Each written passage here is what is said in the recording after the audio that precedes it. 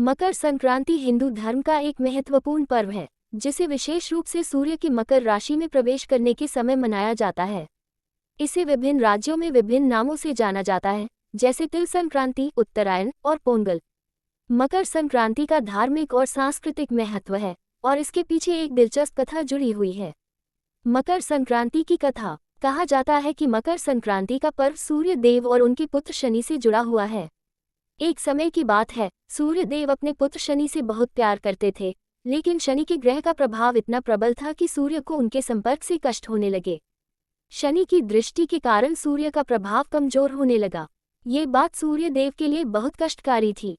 एक दिन सूर्य देव ने शनि से यह अनुरोध किया कि वे अपनी दृष्टि से उन्हें आशीर्वाद दें, ताकि वे फिर से अपने तेजस्विता को प्राप्त कर सकें। शनि ने सूर्य की बात मानी और उन्हें आशीर्वाद दिया। इसके बाद सूर्य ने अपनी कड़ी तपस्या की और तब वे मकर राशि में प्रवेश करने के बाद फिर से अपने पूरे यौवन में लौटे। इस दिन से मकर संक्रांति का पर्व मनाया जाता है, जिसमें लोग सूर्य के उत्तरायण में प्रवेश करने का उत्सव मानते हैं। ये दिन शुभ और समृद्धि का प्रतीक माना जाता है। इसके अलावा इस दिन तिल, गुड़ और अन्य मिठाइयाँ वितरित करने की परंपरा भी है, क्योंकि तिल और गुड़ का सेवन शीतलता और शांति का प्रतीक होता है। इस दिन का महत्व न केवल धार्मिक है, बल्कि यह सामाजिक और सांस्कृतिक दृष्टिकोण से भी महत्वपूर्ण होता है। मकर संक्रांति हिंदू धर्म का एक प्रमुख पर्व है, जो विशेष रूप से उत्तर भारत में मनाया जाता है। ये पर्व सूर्य के मकर राशि में प्रवेश करने के साथ जुड़ा हुआ है, जो आमतौर पर 14 जनवरी को होता है। मकर संक्रांति के दिन सूर्य उत्तरायण होते हैं, जो भारतीय संस्कृति में एक सकारात्मक बदलाव का प्रतीक माना जाता है।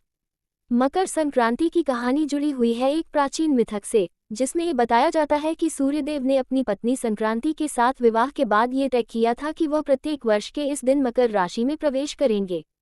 ऐसा माना जाता है कि इस दिन से सूर्य की ऊर्जा बढ़ जाती है, जिससे पूरे वर्ष में उन्नति और समृद्धि की शुरुआत होती है। इसके अलावा मकर संक्रांति से जुड़ी एक अन्य प्रसिद्ध कथा राजा सलीह और उनके पुत्र के साथ जुड़ी हुई है, जिसमें राजा ने अपने पुत्र को ये शिक्षा दी थी कि सूर्य के उत्तरायण होने के बाद वे जीवन में नया परिवर्तन ला सकते हैं और अपने कर्मों को सही दिशा में चला सकते हैं।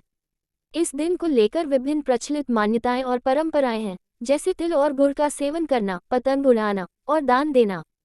ये दिन विशेष रूप से कृषि से जुड़ा हुआ होता है, जब किसान अपनी फसल की कटाई के बाद धन्यवाद देते हैं।